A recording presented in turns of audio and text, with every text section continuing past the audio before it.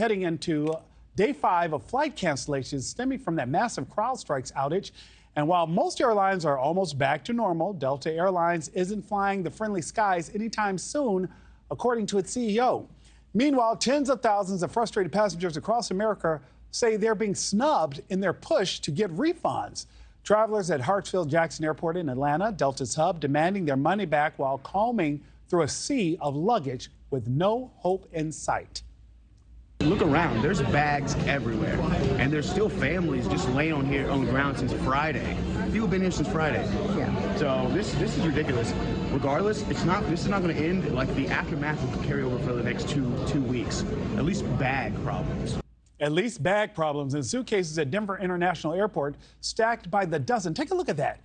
This is in their baggage claim, with frustrated and stranded travelers searching for their bags and answers. Sean Cudahy, aviation reporter for The Points Guy, joins us now to help passengers navigate this nightmarish problem and secure refunds. You know, Sean, I saw one report where a gentleman who was a paraplegic can't get to his medication because it's in one of the bags that had to be checked because of the needles involved. And it's just, this has to be difficult for the millions of Americans who saw their flights canceled or delayed or their bags lost. What recourse do they have?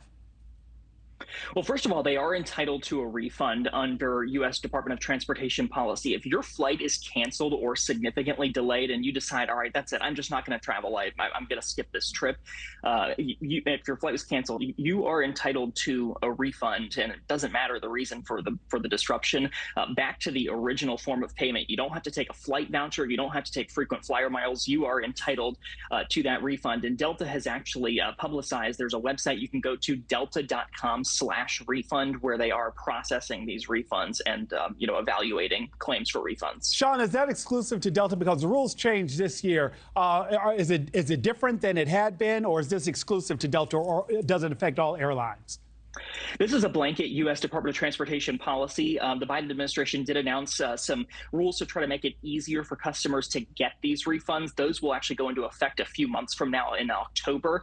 But certainly, already, if your flight is canceled or significantly delayed, you decide I'm just going to stay home, or if you decide, you know what, I'm going to go book a flight on another airline. I just am, fed up with what's going on right now, you are entitled to that refund back to the original form of payment, whether it was your credit card or a debit card, however you paid for that flight. And Sean, what do you do if you're one of those people who's been told that the wait time is like 12 hours? We can't expect people to wait on customer service for like 12 hours. Is there a workaround, and what can people do?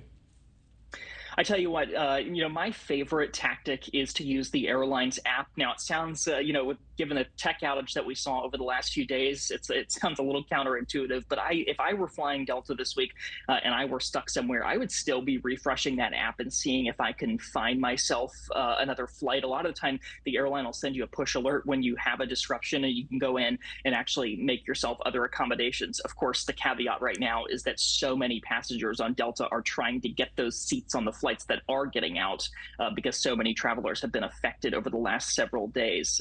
There are already 383 cancellations and counting for Delta today. Yeah, I saw one group of students still stuck in Puerto Rico, since the outage, and they're like, we've run out of money. We don't even have a place to stay. Why is Delta Airlines still dealing with this issue while other airlines seem to have been able to recover for the most part and get back up and running?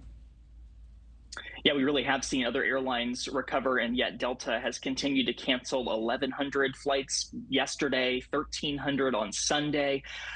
Delta says, plainly, it was a lot of its systems rely on, Microsoft programs, and those were what were hit really hard on Friday. Of course, to your point, a lot of other airlines have been able to recover. Delta's had a lot of problems, it says, with its crew scheduling software that helps get, flight attendants, pilots to the right cities, paired up with the right planes.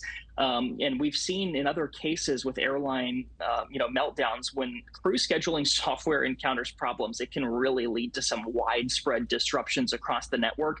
Delta says it's having to basically go in and manually reset all of these different machines, Wow. and then it takes time to get them to all synchronize. Yeah. You can imagine what an ordeal that is. Sean Cudahy, thank you so much from The Points Guy. I appreciate your help.